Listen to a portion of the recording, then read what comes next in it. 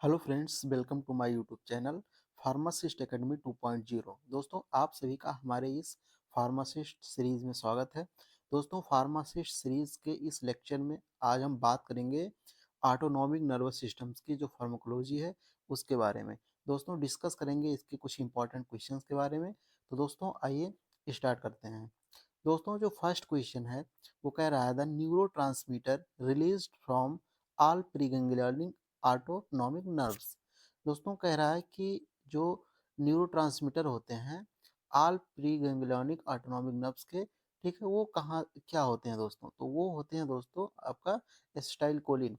Acetyl choline जो होता है दोस्त, वो ऑल प्रीगैंग्लियनिक ऑटोनॉमिक नर्व्स का न्यूरोट्रांसमीटर होता है जो कि रिलीज होता है, सिक्रीट होता है।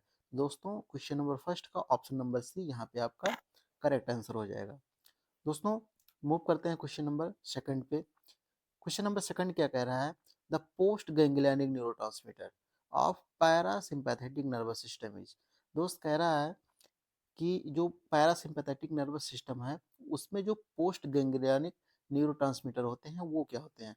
दोस्त, वो भी आपका एसिटाइल कोलिन ही होता है। ठीक है दोस्तों, आपको ध्यान रखना है कि जो पैरासिम्पैथेटिक नर्वस सिस्टम होता है, ठीक है, उसमें जो प्री और पोस्ट गैंग्लियनिक न्यूरोट्रांसमीटर होते हैं वो दोस्तों एसिटाइल कोलिन ही होते हैं।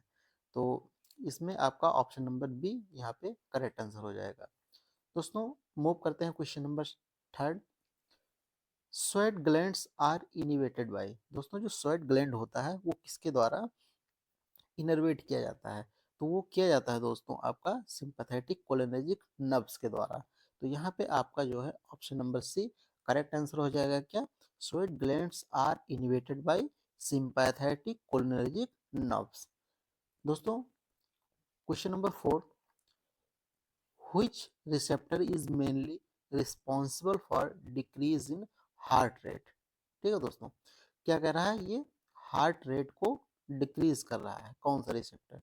तो दोस्त, जो आपका M2 रिसेप्टर होता है, ठीक है, ये हार्ट का जो रेट होता है उसको डिक्रीज करने के लिए रिस्पॉन्सिबल होता है मेनली। तो यहाँ पे ऑप्शन नंबर बी आपका करेक्ट आंसर माना जाएगा। Question number five. Question number five क्या कह रहा है दोस्तों? कि bronchodilation is mediated by stimulation of. दोस्तों, ये कह रहा है कि ऐसा कौन सा रिसेप्टर है जिसके स्टिमुलेशन से ब्रोंकोडाइलेशन होता है?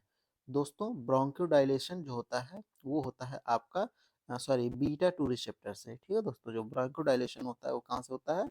बीटा टू रिसेप्टर से होता है। अब बात करें दोस्तों क्वेश्चन नंबर सिक्स के बारे में। A drug commonly used in myasthenia gravis. काफी मोस्ट कॉमन क्वेश्चन है दोस्त। ठीक है, इसका आंसर जाता है नियोस्टिगमिन। नियोस्टिगमिन जो होता है दोस्त, ठीक है, वो मास्थेनिया ग्रेविस को जो है ट्रीट करने के लिए यूज किया जाता है। तो यहाँ पे क्वेश्चन नंबर सिक्स का ऑप्शन नंबर बी आपका करेक्ट आंसर हो जाएगा। क्वेश्चन नंबर सेवन के बारे में बात करें। The antidote of organophosphate poisoning. दोस्तों, जो आपका ऑटोनॉमिक नर्वस सिस्टम होता है, ठीक है, वहाँ पे आपको ऑर्गेनोफॉस्फेट पॉइजनिंग पढ़ाया जाता है और उसके एंटीडोट के बारे में बताया जाता है।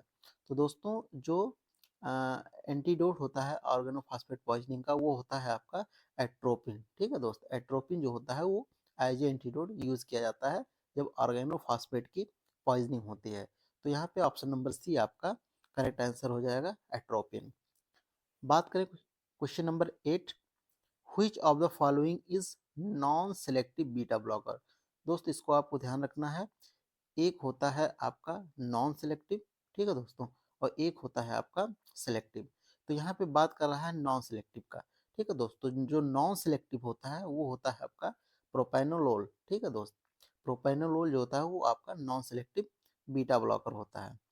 तो यहाँ पे आपका क्वेश्चन एट का ऑप्शन नंबर सी आपका करेक्ट आंसर हो जाएगा। बात करें क्वेश्चन नंबर नाइन, सल्बूटामाल।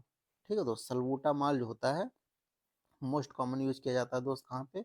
आस्थमा में। ठीक है दोस्त, आस्थमा में यूज किया जाता है।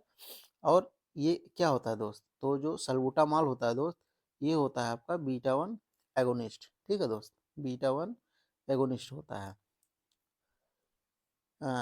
बीटा वन नहीं दोस्त, ये आपका बीटा टू होता है। ठीक है दोस्त, ये बीटा टू एगोनिस्ट होता है सल्बूटामॉल।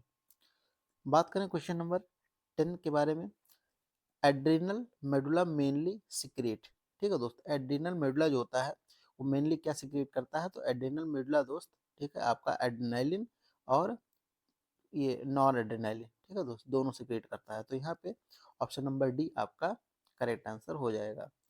दोस्त बात करें क्वेश्चन नंबर 11, मायोसिस यानी pupillary constriction is caused by stimulation of, ठीक है दोस्त, यहाँ पे आपको ध्यान, दो टर्म ध्यान रखना है आपको, पहला याद रखना है स्टिमुलेशन और दूसरा याद रखना है इनिबिशन, ठीक है दोस्त।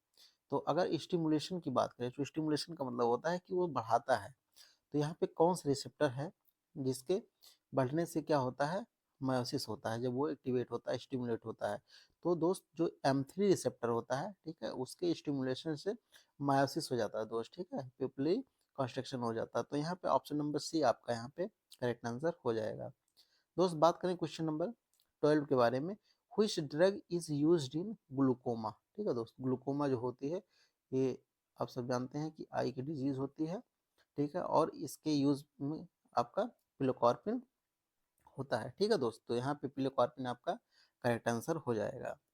बात करें question number 13, increase in heart rate, ठीक है दोस्त, वहाँ देखिए इसके पहले डिक्रीज की बात कर रहा था, अब इस क्वेश्चन में जो है दोस्त, इस क्वेश्चन में क्या बात कर रहा है, इंक्रीज की बात कर रहा है, हार्ट रेट इंक्रीज की बात कर रहा है, तो mainly due to stimulation of, फिर स्टिमुलेशन की बात कर रहा है दोस्त, ठीक है, तो increase in heart rate is mainly due to stimulation of, ठीक है, बीटा वन रिसेप्टर, ठीक है दोस्त, बीटा वन रिसेप्टर जो होता है इसके स्टिमुलेशन से, ठीक है, हार्ट रेट बढ़ जाता है।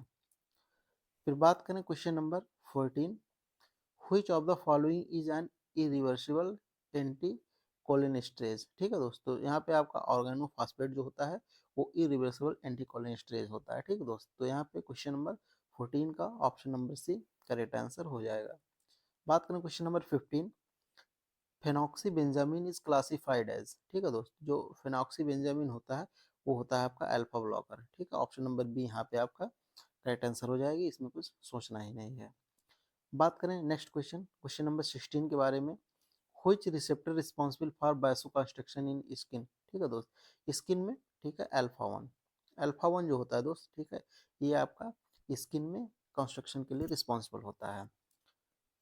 Question number 17, A selective beta one blocker is, ठीक है दोस्त, ये क्या कह रहा है, सिलेक्टिव बीटा वन ब्लॉकर की बात कर रहा है, अभी पीछे हम जो है बात करके आए थे नॉन सिलेक्टिव का, ठीक है दोस्त, और यहाँ पे बात कर रहा है सिलेक्टिव का, तो जो सिलेक्टिव होता है दोस्त वो होता है मेटोप्रोलोल, ऑप्शन नंबर बी यहाँ पे आपका करेक्ट आंसर हो जाएगा। Question number 18, D1 receptor stimulation causes, ठीक है दोस्त, रीनल वैसोडाइलेशन, रीनल वैसोडाइलेशन जो होता है दोस्त वो D1 रिसेप्टर के स्टिमुलेशन से होता है, तो ऑप्शन नंबर बी आपका यहाँ पे करेक्ट आंसर हो जाएगा। क्वेश्चन नंबर 19 के बारे में बात करें, एट्रोपिन प्रोड्यूसेस ऑल एक्सेप्ट, दोस्त वेरी इंपॉर्टेंट क्वेश्चन है, काफ़ी पूछा जाता है, तो ये जो है ब्रेडी कार्डिया को नहीं काज करता है, बाकी सारा ये प्रोड्यूस करता है सारा सिम्टम, तो ऑप्शन नंबर सी यहाँ पे आपका करेक्ट आंसर हो जाएगा। क्वेश्चन नंबर 20 के बारे में बात करें, last question, which of the following is sympathomimetic drugs, ठीक है दोस्त, सिंपैथोमिमेटिक ड्रग्स क्या होता है, आपका एड्रेनालिन होता है, ठीक है दोस्त, तो ऑप्शन नंबर सी यहाँ पे आपका करेक्ट आंसर हो जाएगा। तो दोस्तों ये आपके कुछ इंपॉर्टेंट क्वेश्चंस हैं, ठीक है, जो ऑटोनॉमिक नर्वस सिस्टम फार्माकोलॉजी से हैं, और उम्मीद करते हैं दोस्त ये क्वेश्चन आपको काफ़ी अच्छे लगे होंगे, बेहतरीन लगे होंगे। तो दोस्त आज के लिए इतना ही, अगर आप हमारे चैनल पर नए हैं तो आप हमारे चैनल को लाइक करें, सॉरी वीडियो को लाइक करें, चैनल को सब्सक्राइब करें और ज़्यादा से ज़्यादा शेयर करें। तो आज के लिए इतना ही, फिर मिलते हैं अगले लेक्चर में अगले टॉपिक के साथ। धन्यवाद, थैंक यू।